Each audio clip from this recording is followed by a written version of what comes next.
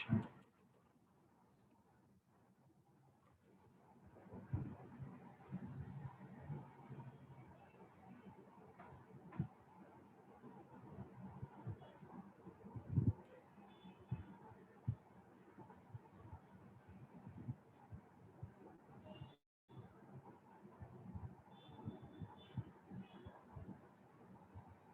नित्या को मैंने दिया, और किसको चाहिए रिकॉर्डिंग का?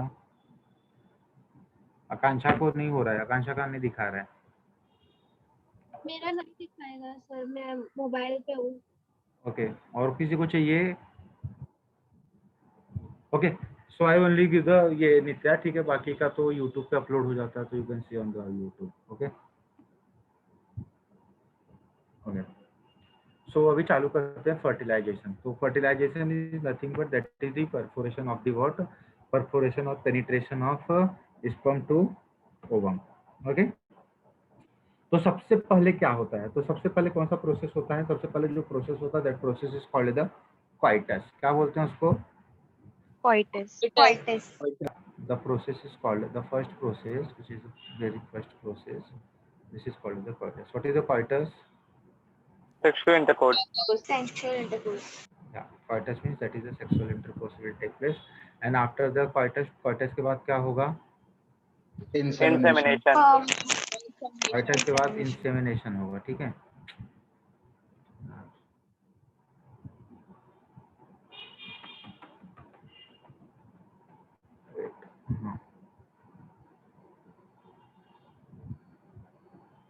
ओके, सो सबसे पहले जो होने वाला है, सबसे पहले जो होगा उसको बोलते हैं coitus। और coitus के बाद फिर से क्या होगा? insemination होगा। Insemination. The first process, which is called as coitus. Coitus. Then after coitus, the insemination will take place. The process is called as insemination. What is the insemination? Transfer of sperm into vagina of the female. Yeah. So that is called the insemination. So after insemination, what happened? So that sperm reaches to that reaches to the fallopian tube. कहाँ पे पहुँच गया? Fallopian tube. Fallopian tube. ठीक है? Okay, सो fallopian tube. उसके बाद क्या देखना है हम लोगों को? उसके बाद सेकेंड थिंग ओवुलेशन होगा, ठीक है? तो यहाँ पे क्या होगा? सेकेंड प्रोसेस जो होने वाला है, the second process which have take place, that is the ovulation. Ovulation, so when the ovulation will take place, तो क्या होगा? व्हाट विल रिलीज होगा। ओवम रिलीज होगा। ओवम रिलीज होगा, तो ओवम कहाँ पे आएगा? पिम्ब्रिये पे कलेक्ट करेगा। It will also come to the fallopian tube. ये भी कहाँ पे आएगा? fallopian tube। कहाँ पे आएगा? Fallopian tube. fallopian tube, ठीक है? अब यहाँ पे क्या होगा? यहाँ पे मैं तीनों लेयर्स के नाम लिख देता हूँ, ठीक है? सो देयर आर 3 लेयर, ठीक है? There are 3 layer of ovum. The outermost layer of ovum is called as corona radiata, ठीक है? So that corona radiata is made up of granulosa cells. Granulosa cells. Corona radiata. So it is made up of granulosa cell, or it is also called as Follicle cells. follicular cells, ठीक है? So this is also called the follicular cell. The second layer is called as zona pellucida. Zona pellucida. Zona pellucida, ठीक है? The last layer, the innermost layer is called as Vitelline membrane. Vitelline membrane. Clear है? Okay, so अब next step में क्या होने वाला है, that we will see. So in the next step, जो थर्ड स्टेप है, थर्ड स्टेप में क्या होगा? So so first of all there is a sperm, जो स्पर्म सेल्स होंगे, sperm cell. So sperm cells के पास क्या होता है, एंटी फर्टिलाइजिन होता है। क्या होता है? सो स्पर्म सेल है एंटी फर्टिलाइजिन। क्या होता है? Anti anti fertilising. Fertilising. Enzyme है जिसको बोला जाता है एंटी फर्टिलाइजिन। क्या होता है? Anti fertilising. Fertilizin. Okay, sir And- ये क्या है, एंजाइम या लेयर? एंजाइम है, ठीक है। ओके, सो यहाँ पे आ जाओगे तो जो oocyte होता है या ओवम होता है, क्या? oocyte। सेकेंड थिंग यहाँ पे क्या मिलेगा आपको? oocyte, या oocyte को हम लोग क्या बोलते हैं? Ovum. oocyte is also called as ovum, ठीक है। सो oocyte या ओवम का जो आउटर मोस्ट लेयर होता है, इसके पास ग्लाइकोप्रोटीन से बना हुआ एक लेयर होता है। क्या होता है? ग्लाइकोप्रोटीन से बना हुआ लेयर। ग्लाइकोप्रोटीन से बना हुआ एक लेयर रहता है, ग्लाइकोप्रोटीन, ठीक है। ग्लाइकोप्रोटीन से बना हुआ एक लेयर होता है जिसको हम लोग बोलते हैं फर्टिलाइजिन। क्या बोलते हैं? Fertilising. So that is called as the fertilizing. This layer is called as fertilizing. और ये जो फर्टिलाइजिंग होता है, ये क्या होता है? स्पीसीज स्पेसिफिक होता है। क्या होता है? क्या होता है? Species specific. स्पेसिफिक होता है। क्या होता है? Species specific. स्पीसीज स्पेसिफिक मतलब डॉग में अलग होगा, ह्यूमन में अलग होगा, तो ये स्पीसीज होते हैं। क्या होते हैं? स्पीसीज होते हैं। तो these are the what? Species specific. तो ये जो फर्टिलाइजिंग होगा क्या होगा? Species specific. Species specific. या species specific. This is a very important thing, क्योंकि कल कोई आपको बोल सकता है ना कि मतलब कि अगर हम लोग फीमेल का ओवम लें, फीमेल के ओवम को डॉग के स्पर्म के साथ फर्टिलाइज कर सकते हैं क्या? तो नहीं ये सर, जो कुछ नहीं बनेगा। फर्टिलाइजिंग, तो जो फर्टिलाइजिंग है ये क्या है? This is a species specific है। क्या है? Species species specific. Species specific है, ठीक है। तो अगर ये स्पीसीज स्पेसिफिक है तो आगे क्या होने वाला है? तो ये यहाँ पे कौन है? एंटी फर्टिलाइजिंग है, और यहाँ पे कौन है? फर्टिलाइजिंग है। फर्टिलाइजिंग। दोनों एक दूसरे से क्या होंगे? मिल जाएंगे। फ्यूज। तो क्या हो जाएगा? फर्टिलाइजिंग एंटी फर्टिलाइजिंग रिएक्शन होगा। क्या होगा? Fertilising anti fertilising reaction. Reaction होगा, ठीक है। तो फर्टिलाइजिंग और एंटी फर्टिलाइजिंग रिएक्शन होगा, ठीक है। तो यहाँ पे फर्टिलाइजिंग एंड एंटी फर्टिलाइजिंग क्या हो रहा है? फर्टिलाइजिंग एंटी फर्टिलाइजिंग का फ्यूज। रिएक्शन हो रहा है। क्या हो रहा है? रिएक्शन। रिएक्शन। रिएक्शन हो रहा है। तो फर्टिलाइजिंग और एंटी फर्टिलाइजिंग रिएक्शन की वजह से क्या होने वाला है? ऐसा हो जाएगा कि sperm cells are stuck to surface of ovum. तो स्पर्म सेल्स कहाँ पे अटैच हो जाएंगे? Surface of ovum. हाँ, तो स्पर्म सेल्स आर स्टक और stick to surface of ovum. Ovum के सरफेस पे कौन आके चिपक गया? स्पर्म। स्पर्म आके चिपक गया। कौन आके चिपक गया? स्पर्म आके Sperm. चिपक गया, ठीक है। क्लियर है? So this is third stage. This is which stage? Third stage. Third stage हो गया, ठीक है। अब देखो फोर्थ स्टेज में क्या होगा। तो what happen in the fourth stage?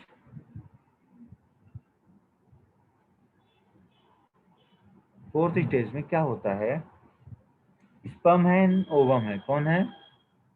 Sperm and ovum. Sperm and ovum. तो सबसे पहले क्या हुआ था? सबसे पहले स्पर्म सेल्स के पास क्या था? फर्टिलाइजिंग, ठीक है। और oocyte के पास क्या था? Anti anti fertilising. Fertilising. Anti fertilising था। क्या था? उस साइड के पास क्या था, एंटी फर्टिलाइजिंग था, ठीक है। तो जो एंटी फर्टिलाइजिंग और फर्टिलाइजिंग था, तो ये क्या था, ये जो फर्टिलाइजिंग होता है कौन सीक्रेट करता है, that fertilizing is produced So- by sperm head. हाँ, सो स्पर्म सेल के पास एंटी फर्टिलाइजिंग होता है कि फर्टिलाइजिंग होता है? अरे जो एंटी, ऊपर क्या लिखा हुआ है स्पर्म सेल के पास, एंटी हाँ फर्टिलाइजिंग। तो वही होता है ना, ओके ठीक है। सर। सो स्पर्म सेल आपने का, अभी बोला था कि उस साइड के पास एंटी होता है ना, इसलिए। तो ऊपर क्या लिखा है, स्पर्म सेल जो होता है उसके पास क्या होता है, एंटी फर्टिलाइजिन होता है। जो ऊ साइट होता है उसके पास एक ग्लाइकोप्रोटीन है जिसको हम फर्टिलाइजिन बोलते हैं। तो ये फर्टिलाइजिन और एंटी फर्टिलाइजिन का रिएक्शन होता है, जिसकी वजह से क्या होता है, जिसकी वजह से sperm cells are stuck to surface of Ovum. Ovum. Surface of ovum. तो जितने भी स्पर्म सेल्स होते हैं, मिलियन ऑफ स्पर्म सेल्स, वो किसको आके स्टक हो जाते हैं, Surface Ovum of को। ovum. Surface of ovum. किसकी वजह से आकर स्टक होते हैं, reaction of Reaction. Fertilising and anti fertilising. Fertilising की ठीक रिएक्शन। है। सो adhesion of sperm on the surface of oocyte is take place due to fertilizing and anti-fertilizing reaction. Clear हुआ? Yes sir. Yes, sir. Any doubt? No No, sir. sir. Okay. So अभी जो sperm है, sperm के head पे क्या है, Acrosome. एक sperm के तो हेड पे एक्रोसोम है। क्या है, एक्रोसोम। एक्रोसोम। एक्रोसोम के पास कौन सा एंजाइम होता है, कुछ हाई याद आ रहा है? एल्यूरोनाइडेज। क्या होता है एक्रोसोम के पास? हाई एल्यूरोनाइडेज। तो एक्रोसोम के बाद जैसे मेरी ने बताया क्या होता है, हाइलोरोनाइडेज, ठीक है। तो चलो मैंने लिख लिया हाइलोरोनाइडेज।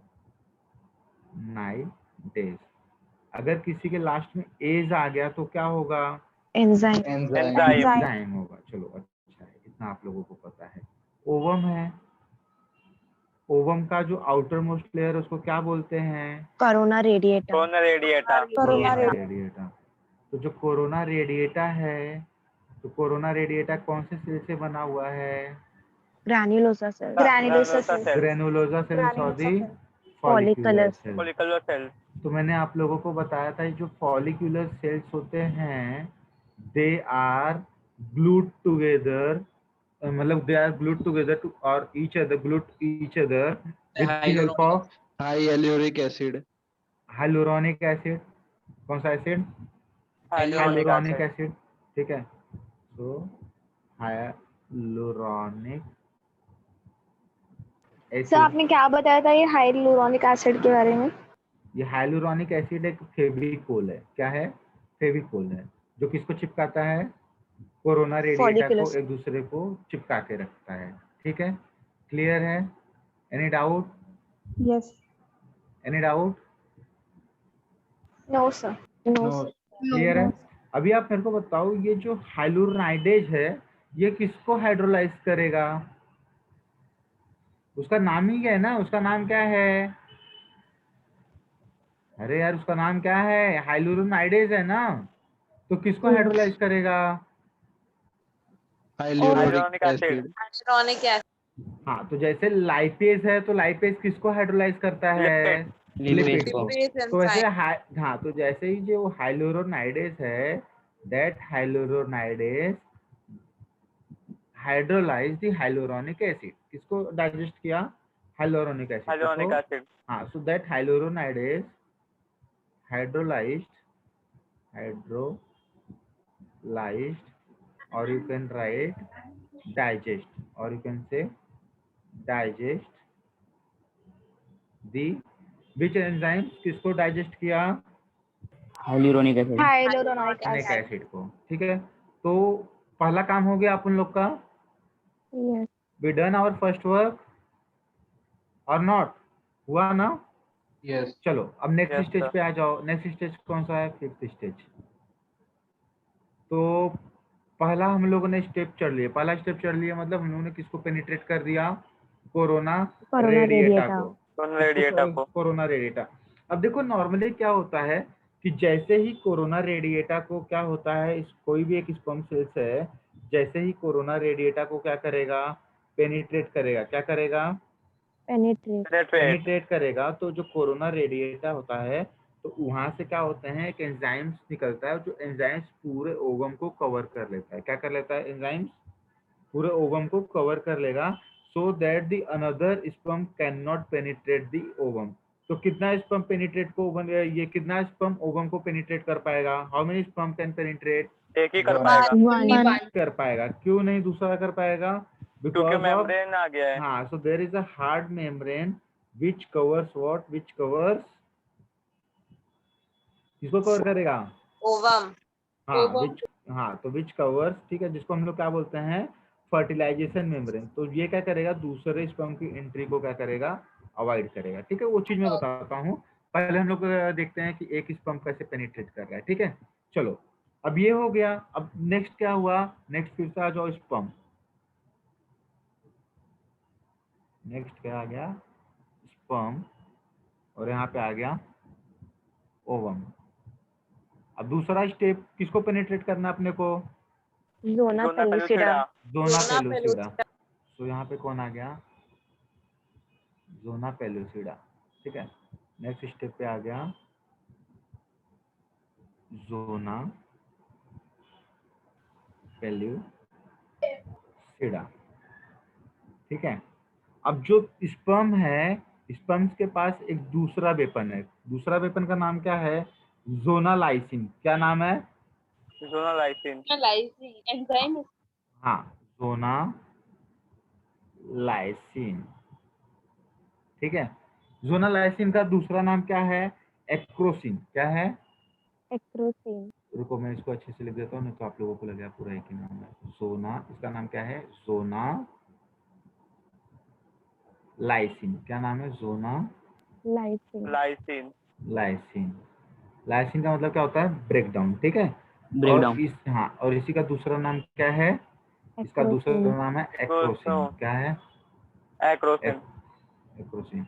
तो जैसे एक्रोसोम है तो इसलिए इसके पास एक एंजाइम है जिसको बोलते हैं एक्रोसिन। अब ये, इसका नाम ही क्या है? Zona lysine. अगर इसका नाम जोना लाइसिन है तो किसको लाइसिन करेगा? Zona pellucida. Zona Pellucida. Pellucida. Zona pellucida को। तो ये जोना पेलुसिडा को क्या करेगा? Penetrate. पेनिट्रेट डाइजेस्ट करेगा। करेगा। क्या करेगा? डाइजेस्ट करेगा। क्या करेगा? Digest. डाइजेस्ट कर लेगा। डाइजेस्ट कर लेगा। ये डाइजेस्ट कर लिया, अब किसके पास जाएगा? विट्टिलाइन मेम्ब्रेन। किसके पास जाएगा? विटेलाइन मेम्ब्रेन पास। तो अपने पास नेक्स्ट हर्डल कौन है? Vitelline vitelline membrane. Vitelline membrane. Membrane. तो 6 स्टेप, जिस स्टेप पे लिखा हूं ना फर्टिलाइजेशन में, एकदम सेम टू सेम इसको बस एक्सप्लेन करना, बाकी का कुछ भी दिमाग नहीं लगाना है। ठीक है, अब इसमें क्या होने वाला है? यहाँ पे अपना स्पर्म बैठा हुआ है इधर। तो स्पर्म ने किसको किसको क्रॉस कर लिया है? दो हर्डल। जोना रेडिएटा को और जोना पेलुसिडा को। हाँ, तो इसने क्या किया? प्री एग्जाम पास कर लिया है, मेंस एग्जाम पास कर लिया है, अब इसको क्या पास करना है? इंटरव्यू। ठीक है, तो ये भाई साहब इंटरव्यू में पहुंच गए हैं। तो ये स्पर्म है और यहाँ पे कौन बैठा हुआ है? ओवम। ये ओवम के पास कौन सा लेयर बचा हुआ है? It has Vitelline membrane. Vitelline. Vitelline membrane. Vitelline membrane. तो here it has vitelline membrane. तो ये विटेलाइन मेम्ब्रेन के पास पहुंच गया है। कौन पहुंच गया है? स्पर्म। स्पर्म। तो ये जो स्पर्म है, जैसे ही ये टच करता है विटेलाइन मेम्ब्रेन को, ठीक है, that sperm as soon as it touches the vitelline membrane, ठीक है, स्पर्म ने क्या किया? किसको टच किया? Vitelline membrane. Vitelline Vitelline membrane. membrane. Vitelline membrane को। तो क्या हुआ? जैसे ही विटेलाइन मेम्ब्रेन को टच किया तो वहां पे एक फिजियोकेमिकल चेंजेस होंगे। कौन से चेंजेस होंगे? Physiochemical. Physiochemical change. There is a some physiochemical changes will take place. ठीक है, सो यहाँ पे एक चेंज होगा जिसको बोलते हैं फिजियो केमिकल चेंजेस। ठीक है, फिजियोकेमिकल चेंजेस होगा। अभी जो फिजियोकेमिकल चेंजेस हो रहा है उसकी वजह से ये जो विटेलाइन मेम्ब्रेन है ये कौन से मेम्ब्रेन में कन्वर्ट हो जाएगा? That will convert into the fertilization membrane. किसमें कन्वर्ट हो गया? Fertilization membrane. फर्टिलाइजेशन में। फर्टिलाइजेशन में कौन कन्वर्ट हुआ? Vitelline Vitelline membrane. membrane. Membrane. So that convert into the Fertilization. fertilization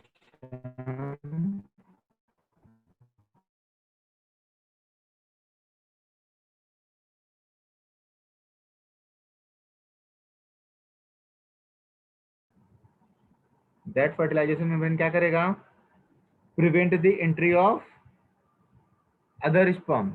hello, Yes, sir. Yes, sir. आवाज आ रही है? तो ये फर्टिलाइजेशन मेम्ब्रेन क्या करेगा, it Prevents entry prevent of other sperms. entry of other sperm।